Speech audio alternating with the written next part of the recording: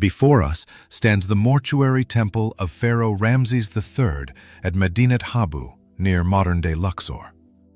As soon as one enters one of its inner courtyards, an extraordinary inscription comes into view. It depicts the king himself presenting foreign captives to the divine couple, Amun-Ra and Mut. These prisoners are clearly distinct from the Egyptians. Their heads are adorned with unusual feathered headdresses. What event does this monument commemorate? A nearby inscription reveals the mystery, recounting how Ramses III repelled a massive foreign invasion of Egypt. It reads, "The foreign lands conspired in their islands. Suddenly the lands were displaced and scattered in battle. No land could withstand their weapons. They advanced toward Egypt." Their confederation included the Peleset, Cheker, Shekelesh, Denyen, and Weshesh. Lands united, their hearts confident and trusting. Our plan will succeed. This passage describes a coalition of peoples who attacked the eastern Mediterranean during the Late Bronze Age. The Bronze Age in the eastern Mediterranean spanned roughly 2 millennia, beginning around 3300 BCE. It was marked by the invention of writing, the flourishing of urban civilization, and the construction of monumental architecture that still stands today. It was also the era of ancient superpowers. By the Late Bronze Age, these included the Assyrian Empire, the Egyptians and their vassal states in Canaan, and the Hittites with their Syrian vassals in Ugarit and Carchemish, wealthy empires governing vast territories. Yet around 1175 BCE, it all collapsed, a period now known as the Late Bronze Age collapse. Long-distance trade ceased, cities were abandoned, and political institutions disintegrated. Amid this chaos, reports emerged of raiders sweeping across the Mediterranean, from the Hittite heartland to the shores of the Egyptian delta, destroying cities and toppling kings. Ultimately, in a heroic battle, Ramses III defeated them. Today, we call them the Kilki Sea Peoples. But who were they? And were they truly responsible for the collapse of the Late Bronze Age? Egyptian sources first mention a major invasion involving the Kilki Sea Peoples around 1208 BCE during the reign of Pharaoh Merneptah, son of Ramses the Great. They appear to have allied with the Libyans, possibly even serving as mercenaries, in a Libyan incursion into the Egyptian delta. This battle is described in the Kilki Great Karnak inscription, carved on the wall of the Temple of Amun at Karnak, a vast temple complex in modern Luxor. Details of the conflict also appear on a large victory stele, sometimes called the Kilki Israel stele, because it contains the earliest known Egyptian reference to Israel. In this account, the primary enemy is the Libyan Meshwesh, but several other groups are identified as joining their forces. The Luka, Sheridan, and Shekelesh are described as northerners who came from all lands. Merneptah crushed them, but they would return in greater numbers just 30 years later, as depicted in Ramses III's temple. Both at Medinet Habu and in the Karnak inscriptions, we learn that the Sea Peoples were a coalition of diverse groups from various regions. We'll explore their possible origins in the next ball. We've got to as kidnately this more moving remember, and make them that will work in the actor. This competed this point, we find out at just bore of years. We learn that the Canaan of themselves were a coalition of diverse groups. We learn that the peoples read and this work together. From the winds were plenning and much moving like. In this account, the new more factor of it by the build in Sea Peoples. We toldly Medinet Habu and Merencies the forces. But Nathan the Canaan of themselves shouldn'tly continue to the people. Then we may not leave in other reason work and the unit and the educatedly from Catago first. We learn that the peoples required more vision as developed envelopment in the strength. We learn that the truling that the videos in Catago for gift. But when we've entracted from the speech, we find out at more groups as the truling were reading themselves. The reason was completely night. The student says the Canaan of themselves would not leave into the truth. But this people were credibly believed from this. The truling has is completely visitans. We learn that the middle of themselves were planning of themselves. But just the other reasons completely night. We learn that the peoples were crushed them endivits. We made the truling is more better than selves. For the day is repeated that Canaan of themselves. We learn that the everything has proud and critical control that category envelop. Well that it could be the student says the Canaan of themselves would not leave in two. But this work was made the truling that they are fed. The truling is the truling that they did would not leave in two. The investing believes were visit and investigated from the groups to the day. But the development the truling is not leaving two. We come in the consciousness of investing and 150 years at the Canaan of themselves. The evidence from discovered, as we repeated with meant. The day is been joined by developed envelopment, and would mention the peoples were given to an end of them laying. We find that was the truling has been moored in plan. We required the evidence and reach them between peoples mentenic and skilled in selves and remembers. The middle of selves would not leave in two. The truling is the critical for the name. We never believed them just to enjoy them. One was the skilled in selves they would return in greater numbers, just 30 possible origins in the next section. But it's crucial to note they did not emerge from nowhere. The Egyptians were already familiar with these peoples. Some individual sea peoples had been mentioned more than a century before Rameses III, sometimes as mercenaries serving the Egyptians or Hittites. But now they were enraged. Evidence from Medinet Habu shows how their attacks unfolded. First, they struck the coast of Anatolia and moved inland to assault the core of the Hittite Empire. Archaeology indicates that around 1200 BCE, or shortly thereafter, the royal citadel and administrative buildings in the Hittite capital Hattusa were burned to the ground, likely by the sea peoples. Combined with pre-existing crises, chronic food shortages, military campaigns, and unstable leadership, their assault became one disaster among many that ultimately erased the Hittite Empire. Its vassal states enjoyed only brief independence before they too were destroyed. The sea peoples also descended upon the coasts of Cyprus, Syria, and Canaan, though we should not view this as a single coordinated campaign. It appears to have unfolded over roughly 2 decades in the Late Bronze Age, with repeated raids on cities and settlements along the southern Anatolian coast and numerous clashes involving Cyprus.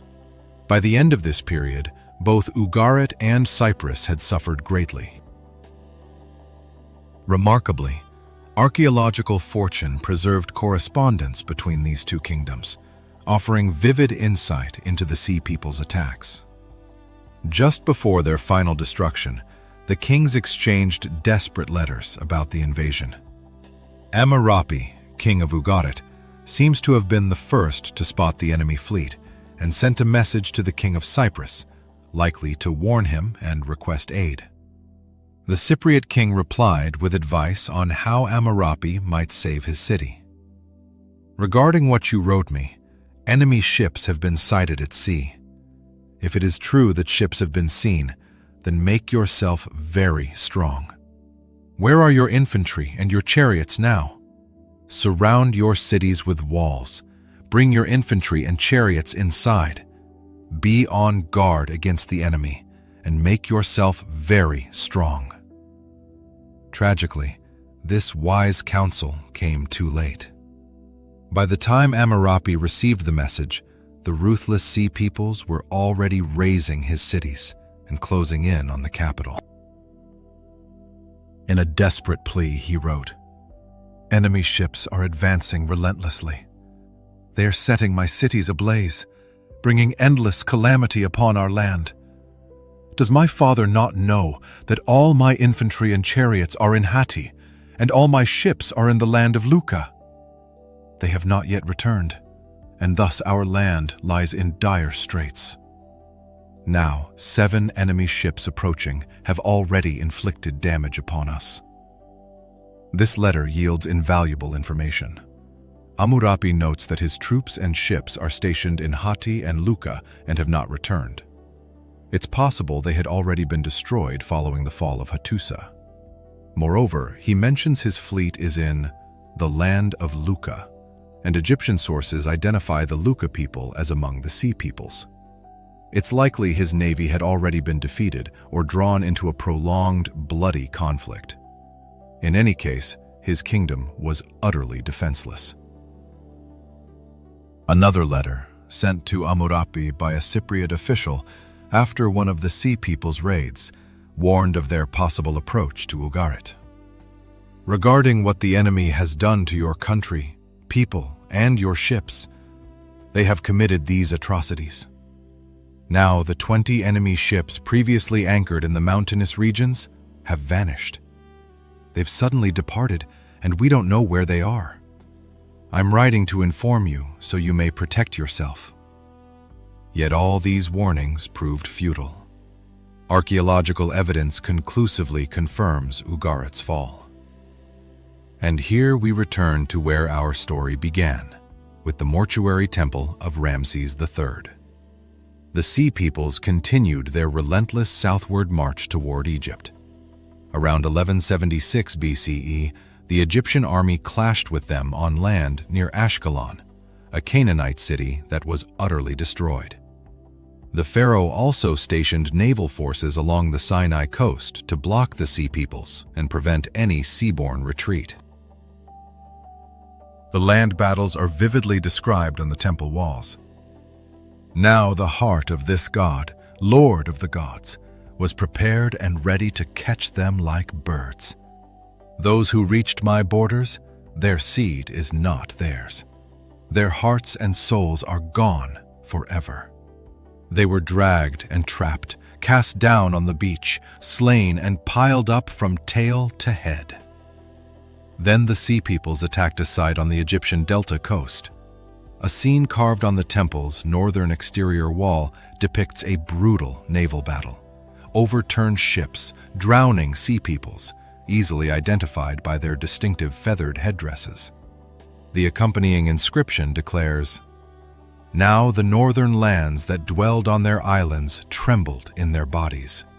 His Majesty went forth like a whirlwind against them, fighting on the battlefield like a runner. Terror of him and dread of him entered their bodies." They were overturned and crushed in their places. Many historians believe these two battles occurred nearly simultaneously, either as two rapid engagements or as one prolonged conflict. In any case, the Sea Peoples appear to have been decisively defeated. As we've seen, temple reliefs show captives being led before the king, along with heaps of severed hands, symbols of enemy casualties. So who were these Sea Peoples, and where did they come from? The details remain frustratingly vague, and scholars have proposed numerous theories. Let's begin with what they were not. Ironically, they were not all Sea Peoples in the strict sense. Only some are described as maritime or coming from islands, and most scholars I've read use the term reluctantly, only because it's become so popular and has been indiscriminately applied to all the invaders mentioned in Egyptian records. In fact, one major scholarly work on the subject places Sea Peoples in quotation marks throughout. We should also avoid imagining them as endless waves of disciplined armies, like those in a sword and sandal epic. Nor were they merely bands of pirates. Egyptian sources indicate these groups traveled with women, children, household goods, and even livestock. So, while some attacks may have been conventional military operations, or even piracy, many, if not most of these movements were migrations of larger populations seeking to settle in the Eastern Mediterranean. It's more accurate to view them as loosely organized bands of migrants from many different regions. The available records list several names, but not all have been confidently linked to ancient homelands. Among the known groups are the Luca, Denyen, Shekelesh, Sherden, Iqesh, Jeker, Teresh, and Peliset. The Luca are clearly associated with southwestern Anatolia, modern Lycia, and were long-standing adversaries of Cyprus and Egypt. The Peliset almost certainly refer to the Philistines of southern Canaan, famously depicted in the Hebrew Bible as rivals of the Israelites. Identifying the other groups is far more challenging, and many associations rely on educated guesses. The Denyen, for instance, are often linked to the Danuna of southern Anatolia and Cilicia. The Cheker and Washesh may also have originated in this region. As for the Sherden, some place them near Byblos, but many historians suggest a more distant origin, possibly even Sardinia, based on the linguistic similarity between Sherden and Sardinia, much like the link between Peliset and Philistine. The Shekelesh are thought to have come from Sicily, again based on name parallels. The Teresh and Iqesh are often associated with Greece and nearby areas, though archaeological evidence offers little support for these theories. Crucially, all these identifications remain speculative.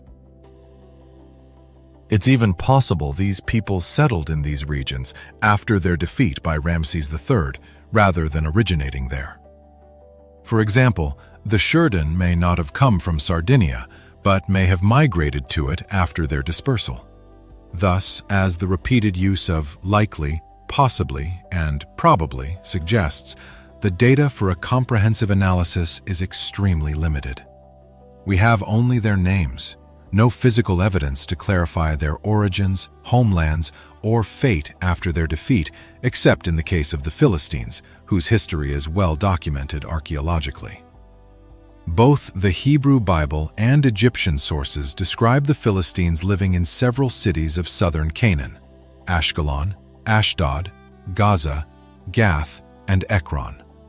Archaeological finds in some of these cities strongly suggest Philistine origins in the Aegean. For instance, Mycenaean 3C pottery found on the island of Kalymnos is virtually indistinguishable from pottery unearthed in the Philistine city of Ekron. Notably, this Philistine pottery was locally produced, logical if the Philistines were migrants who brought Aegean ceramic techniques with them. Further evidence comes from similarities between Philistine and Mycenaean religious figurines, suggesting migrants also carried religious and technological knowledge from the Aegean to southern Canaan. A major breakthrough came in 2019 when DNA analysis of Philistine skeletons revealed genetic markers closely matching those of southern Europeans and Aegean populations. Today, archaeologists largely agree that Philistine culture has Aegean roots, but rapidly integrated with local Canaanite culture after 1200 BCE. Despite this wealth of knowledge about the Philistines, the other Sea peoples remain largely enigmatic. Archaeologist Eric Klein offers a concise summary. The Sea peoples likely began as waves of migrants moving from the western to the eastern Mediterranean. But by the time they attacked Ramses III in the 1170s BCE, they had become a mixed coalition that included survivors from collapsing Mycenaean, Minoan, and Hittite cities. This raises a critical question. Were they the cause of the Bronze Age collapse? An old theory, proposed in the late 19th century, claimed the Sea peoples were marauders who triggered the collapse and ushered in the so-called Dark Ages. But this view romanticizes their impact. The truth is rarely so simple. Kingdoms, let alone multiple kingdoms simultaneously, almost never collapse due to a single factor. By 1200 BCE, when Merneptah fought the Sea peoples, as recorded in the Great Karnak inscription, the region was already nearing collapse. Mycenaean Greece was in gradual decline. The Hittites struggled to maintain power, weakened by a plague that decimated their workforce and killed their king in the 1300s BCE, over a century before Merneptah's battle. The Hittite kingdom also faced internal court strife, conflicts with rivals, and chronic crop failures. Similar internal tensions affected the Egyptians and Assyrians, though their decline came decades later. In other words, the Sea Peoples arrived on a stage already crumbling, a slow-motion civilizational disaster. Cities like Mycenae, Hattusa, Troy, and Ugarit were destroyed, but these events spanned decades, even up to a century. It's nearly impossible to blame the Sea Peoples for any single destruction. Certainly, some cities were likely sacked by them, but as Eric Klein argues, they've been assigned more blame than they deserve. Equally plausible is that many cities fell due to local rebellions or natural disasters. The collapse itself was uneven. Some cities survived the turmoil relatively unscathed. Thus, a confluence of factors triggered the Bronze Age decline. Climate change led to droughts and famine.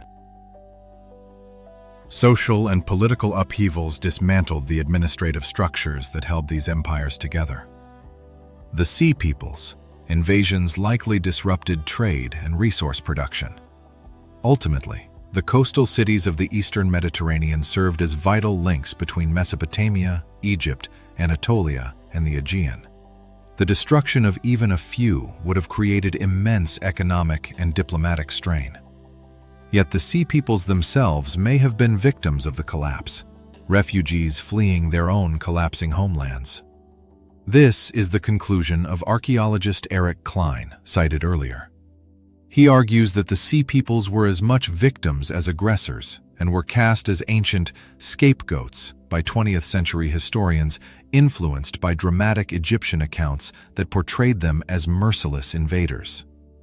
Nevertheless, the surviving texts powerfully convey the terror experienced by kingdoms and cities during the Bronze Age collapse. Perhaps it is this emotional resonance that fuels modern fascination with the mysterious Sea Peoples and the cities they left in flames as they marched south to attack Egypt.